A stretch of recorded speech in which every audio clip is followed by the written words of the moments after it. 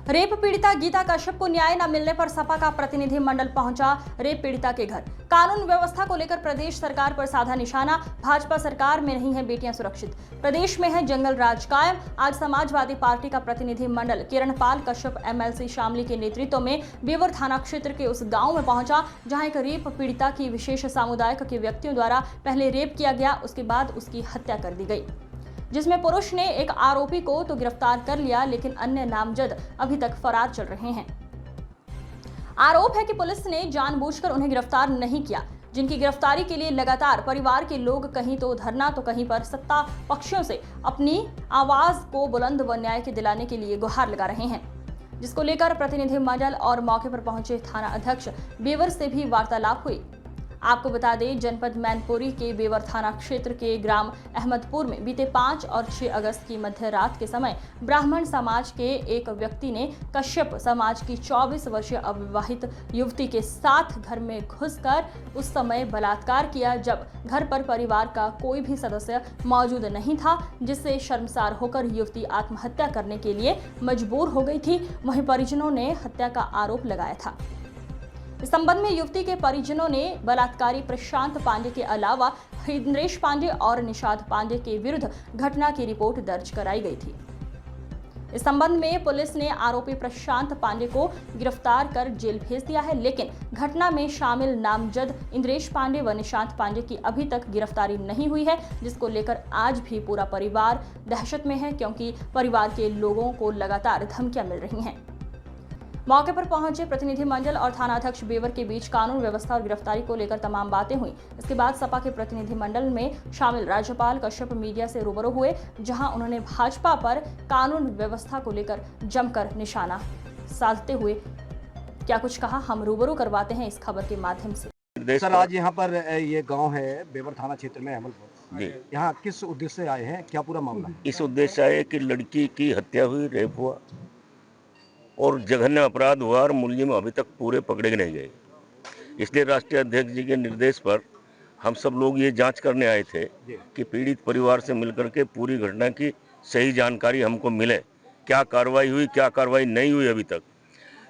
आप देखते हैं ये बाबा की सरकार है, जरा से अगर किसी विपक्ष वाले पर हो जाए तो तुरंत बुलडोजर पहुंच जाता है। इतनी बड़ी घटना होगी, अब तक मुलजिम के घर पर बुलडोजर क्यों नहीं पहुंचा? ये सरकारी संरक्षण में सब अपराध हो रहे हैं, सरकार निरंकुश है, सब अपने लोगों पे, गरीब लोगों पे जितनी प्रताड़ना, जितनी जायज़ जुल्म कर सकते हैं ये वो हो रहा है। तो ये अब क्यों नहीं बंद हो रहा और क्यों कार्रवाई नहीं हो रही? हमने विधान परिषद में उठा, मुकुल भाई ने भी और मैंने भी, और सबसे पहला फोन मैंने ही किया डीएम को। मालूम कर लेना कि 3 आदमियों के नाम से पैनल हो, नहीं पैनल के डॉक्टर भी नहीं होने दे रहे थे। आ जाओ विधायक जी, डीएम से बात हुई, कप्तान से बात हुई, तब जाके मैं कहा एफआईआर हो, प्रभावी कार्रवाई हो। और ये प्रभावी कार्रवाई केवल एक मुलजिम जेल का, अभी बाकी फरार है और बाकी गांव में लाठी लेकर के धमका रहे हैं कि अगर कोई गवाही भी देगा तो जान से मार देंगे। तो ये अत्याचार, इससे बड़ा अपराध क्या होगा? क्यों नहीं मुलजिम पकड़े जा रहे? ये हमारा कहना नहीं होगा तो इस पर राष्ट्रीय अध्यक्ष जी से मिलकर पूरी घटना बताएंगे, फिर ये बड़ा रूप धारण करेगा आंदोलन। प्रभारियों से मिलने क्या देखने को मिला आपको और किस तरह से ये प्रताड़ित किए जा रहे हैं? समाजवादी पार्टी के राष्ट्रीय अध्यक्ष माननीय श्री अखिलेश यादव जी के निर्देश पे समाजवादी पार्टी का प्रतिनिधि मंडल आज जनपद मैनपुरी के रेप पीड़िता जो कश्यप समाज की बेटी थी, जिसके साथ में दुर्दांतों ने रेप किया, उसके बाद उसको मौत के घाट भी उतारने का काम किया। तो आज प्रतिनिधि मंडल आया है शोक संवेदना और पूरी जानकारी लेने के लिए। उसमें माननीय किरणपाल कश्यप जी हैं, हमारे विधायक एमएलसी हैं, भाई आदरणीय मुकुल जी हैं एमएलसी हैं, माननीय विधायक जी हैं जय किशन साहू जी, और माननीय जिलाध्यक्ष जी हैं आलोक शाक जी, और माननीय विधायक जी ब्रजेश कटेरिया जी, और जय सिंह मार साहब, और रामनारायण मार साहब, और महेंद्र कश्यप से लेकर रामकरण से लेकर सभी पूरा समाज और पार्टी पहले दिन से, जिस दिन से घटना पता लगी और उस दिन से समाजवादी पार्टी चट्टान बन के खड़ी है इनको न्याय दिलाने के लिए। और लेकिन प्रशासन, योगी सरकार का पुलिस प्रशासन लगातार जो पिछड़े दलित और खास तौर से आदिवासी अल्पसंख्यकों पे जो घटनाएं हो रही या अपराध हो रहे हैं उनमें प्रशासन लीपापोती कर रहा है। और इस जो कश्यप समाज की बेटी के साथ में जो अन्याय हुआ है उसमें ऐसा प्रतीत होता है कि सरकार उससे संलिप्त है और अपराधियों को संरक्षण दे रही है। जब अपराधी पकड़े नहीं जा रहे हैं और एकमात्र अपराधी पकड़ा गया और उन लोगों ने जब सबूत के तौर पे उनकी माता ने पूरा बताया किस तरीके से घर में घुस के उन लोगों ने दुराचार किया और उसकी हत्या की है, और उसके बावजूद भी और डर और दहशत का माहौल, आजाद हुए देश तो मैंने देखा इतने दिन हो गए, लेकिन सामंती लोग आज भी, मैं इस गांव में आके पता लगा कि इतना डर दहशत है कि लोग अगल बगल के, क्योंकि यहाँ पे उन वर्चस्ववादी लोगों ने यहाँ कब्जा कर रखा है, वर्चस्ववादी लोगों ने यहाँ पे एक दबंगई फैला रखी है कि यहाँ कोई किसी के खिलाफ बोलने को तैयार नहीं है। और क्या लगता है कि उत्तर प्रदेश में कानून व्यवस्था, उत्तर प्रदेश में जंगल राज है, योगी राज में जंगल राज है। कानून नाम की चीज कहाँ नारा देते केवल बेटियां पढ़े, बेटियां, कहीं बेटियां सुरक्षित हैं? बेटियां पढ़ने, अरे घर में नहीं सुरक्षित है, बाहर निकलने पे क्या हालत हो रही है, कितनी बेटियां बाहर जा रही तो उन पे क्या क्या हो रहा है।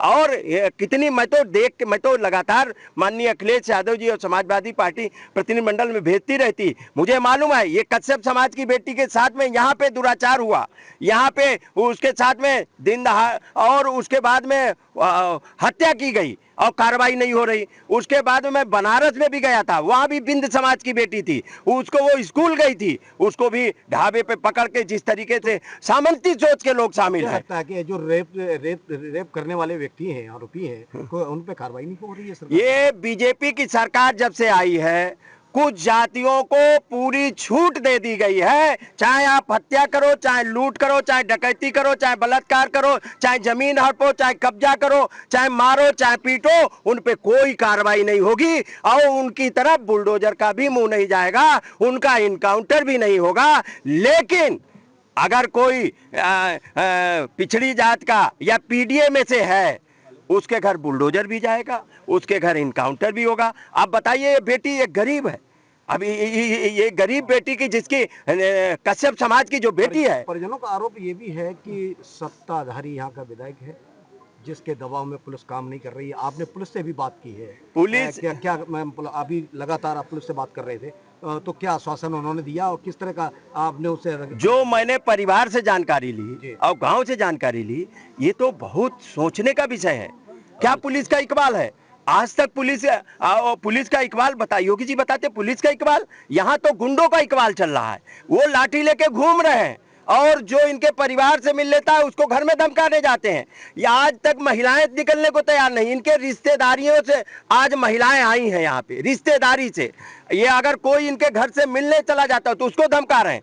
तो ये यहाँ पे सरकार के एक मंत्री का भी लगता है हाथ है, उनके स्वजाति मंत्री का, और वो इनको संरक्षण दे रहे हैं। इसीलिए इस बेटी, कश्यप समाज की बेटी को न्याय नहीं मिल रहा। अगर यही रवैया रहा और गिरफ्तारी नहीं हुई तो किस हद तक जाएगा ये समाजवादी पार्टी का प्रतिनिधिमंडल? समाजवादी पार्टी का प्रतिनिधिमंडल ये आज आया है और ये माननीय राष्ट्रीय अध्यक्ष जी को रिपोर्ट देगा। इसको न्याय की लड़ाई लड़ने के लिए और इसको हक, अधिकार और न्याय दिलाने के लिए समाजवादी पार्टी को सड़क पे भी उतरना पड़ेगा, तो सड़क पे भी उतरेगी और संसद से लेके विधानसभा में उठाने का ही विधान परिषद में काम किया हमारे लोगों ने, और आवश्यकता पड़ेगी तो घेराव भी करने का काम करेंगे अगर इसको न्याय नहीं मिला।